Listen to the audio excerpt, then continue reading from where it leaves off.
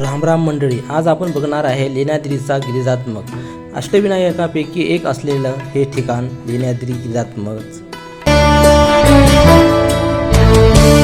पुण्याच्या जुन्नर तालुक्यामध्ये प्रसिद्ध असलेलं हे गणपती बाप्पाचं लेण्याद्री स्थान या मंदिराचे काय विशिष्ट आहे ते आजच्या व्हिडिओमध्ये आपण बघणार आहे।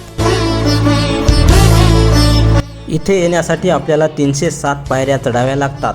सकाळी 7 ते संध्याकाळी 6 दरम्यान आपल्याला गणपती बाप्पाचं दर्शन घेता येतं। अष्टविनायकापैकी एकमेव गणपती असा आहे की जो गिरी म्हणजे पर्वताच्या सानिध्यात वास्तव्याला आहे। ते स्थान म्हणजे लेण्याद्री। हे देवस्थान लेण्यांमध्ये आहे म्हणून याला लेण्याद्री असे नाव पडले। जुन्नर तालुका सर्व बाजूंनी सह्याद्रीच्या डोंगर रांगांनी वेढलेला आहे। याच डोंगर रांगांच्या अतिशय परिपक्व मजबूत खडकात गणपती बाप्पांचे हे मंदिर बनवले आहे।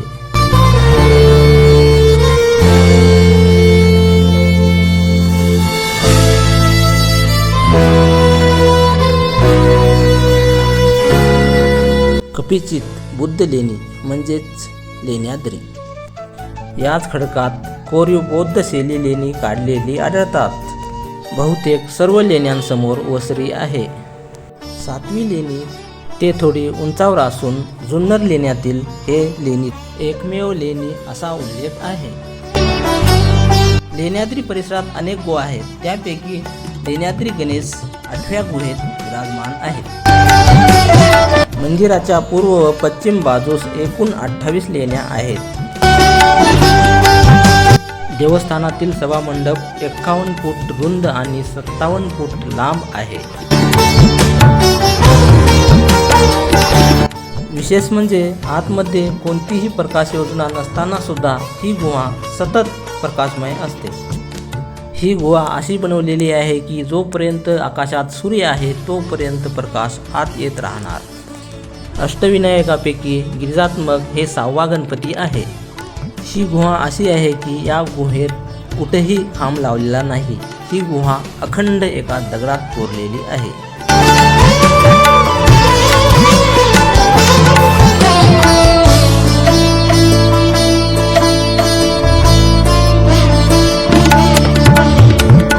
सहाव्या लेणीतील चैत्यविहार अजिंठा वेरूळची लेणी 9व्या लेणीशी मिळता जुळता आहे।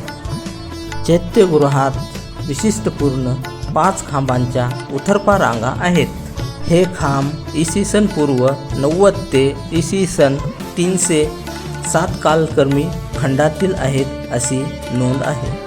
ही लेणी भारतीय पुरातत्व विभागाच्या खाली आहे।